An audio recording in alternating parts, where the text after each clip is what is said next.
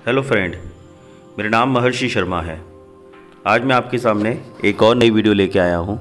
लेकिन video start करने से पहले मैं बोलना चाहता हूँ कि आपको मेरी वीडियो अच्छी लगे तो आप इसे लाइक कीजिएगा एंड मेरे चैनल को आप सब्सक्राइब भी कर सकते हैं, जिससे इसी तरीके की इंटरेस्टिंग वीडियो मैं आपके सामने लेके आता रहूँ। तो आज हम बात करेंगे फेंसिडिल रिएक्स सिरप के बारे में। तो फेंसिडिल रिएक्स सिरप को जो मैन्युफैक्चर करती है वो एबॉट कंपनीज़ को मैन्युफैक्चर करती है, एबॉट कंपनीज़ को बनाती है। एंड इसकी जो प्राइसिंग होती है वो 100 ml बॉटल की प्राइसिंग होती है 105 रुपये। तो इसकी बॉटल दो कैटेगरी में आती है, एक तो 100 ml में आती है एंड एक 60 ml में आती है। तो जो 100 ml की प्राइसिंग होती है वो होती है 105 रुपये। अब अगर हम डिस्कशन करें इसके कॉम्पोजिशन के बारे में तो इसमें दो ड्रग होती हैं। पहली ड्रग होती है क्लोरोफेनामाइन मैलेट, जो होता है 2 mg में पर 5 ml में। दूसरी जो ड्रग होती है वो होती है डेक्सट्रोमेथासोन हाइड्रोब्रोमाइड, जो होती है 10 mg पर 5 ml में। तो दो ड्रगों का एक कॉम्पोजिशन है, पहली है क्लोरोफेनामाइन मैलेट, दूसरी होती है डेक्सट्रोमेथासोन हाइड्रोब्रोमाइड।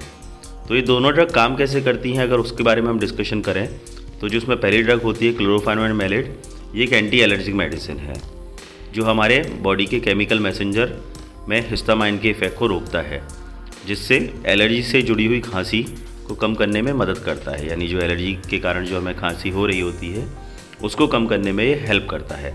एंड जो सेकंड ड्रग होती है डेक्सट्रोमेथासोन हाइड्रोब्रोमाइड, वो एक कफ सप्रेसेंट है जो हमारे माइंड में जो कफ का सेंटर होता है उस कफ के सेंटर्स को सप्रेस कर देता है, जिससे कफ निकलना बंद हो जाता है। तो ये दोनों ड्रग कॉम्पोजिशन में काम करती हैं, मिलके आपस में काम करती हैं। एंड जो सूखी खांसी होती है उस सूखी खांसी में ये बहुत इफ़ेक्टिव रूप से काम कर रही होती है। अब अगर इसके कॉम्पोजिशन के बारे में हमने डिस्कशन करा एंड इसके जो ऑल्टरनेटिव मेडिसिन है वो भी मार्केट में प्रॉपर रूप से अवेलेबल है। अगर डॉक्टर आपको रिकमेंड करता है एंड मेडिसिन नहीं मिलती है तो इसकी जो ऑल्टरनेटिव मेडिसिन है वो आप इजीली मार्केट से ले सकते हैं। तो इसकी जो ऑल्टरनेट मेडिसिन है वो जेरोटास डी जूनियर सिरप आती है, वो आप ले सकते हैं। एम्ब्रोडिल डू डी आती है, वो ले सकते हैं। बिफ्रेक्स DX आती है, उसके अलावा सुप्रोमैक्स DX सिरप आती है, उसके अलावा कोइविकोड DX आती है। एंड इसके अलावा जो सिरप आती है वो आती है जेरोटस। तो ये सिरप आप ले सकते हैं इसके ऑल्टरनेटिव मेडिसिन में। अगर मान लीजिए मेडिसिन आपको डॉक्टर ने बोली है यानी मेडिसिन नहीं मिल रही है तो आप ये मेडिसिन ले सकते हैं। अब इसके जो साइड इफ़ेक्ट होते हैं वो बहुत ज़्यादा साइड इफ़ेक्ट तो देखे नहीं गए हैं, लेकिन फिर भी काफ़ी लोगों को नींद आ सकती है इस सिरप के ज़्यादा उपयोग के कारण से। तो इसलिए बहुत लिमिटेड बेसिस पर सिरप को उपयोग कीजिएगा। लेकिन अगर आप ज़्यादा यूज़ कर लेंगे तो उस केस में नींद की शिकायत देखी गई है।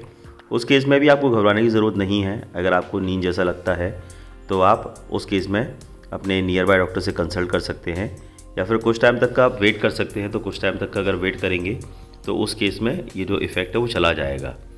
एंड सूखी खांसी के अलावा भी अगर किसी को मान लीजिए एलर्जी हो रही है, या फिर उसकी नाक बह रही है, या फिर उसको छींकें आ रही हैं, या फिर गले में जलन हो रही है, तो इन केसेस में भी इस सिरप का आप उपयोग कर सकते हैं।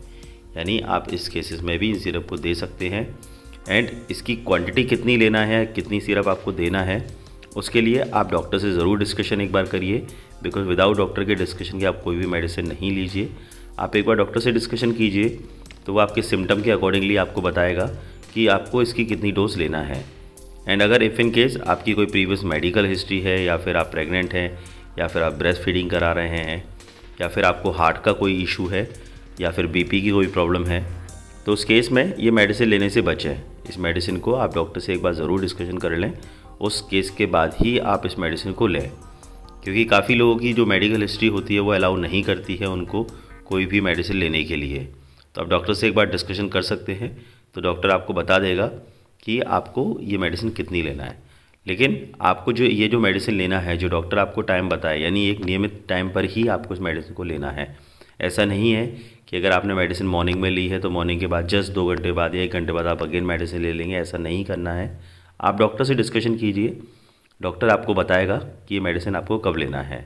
एंड कोई भी मेडिसिन लेने से पहले एक बार डॉक्टर से डिस्कशन ज़रूर कीजिएगा। तो ये इस मेडिसिन के बारे में बेसिक रिव्यू था।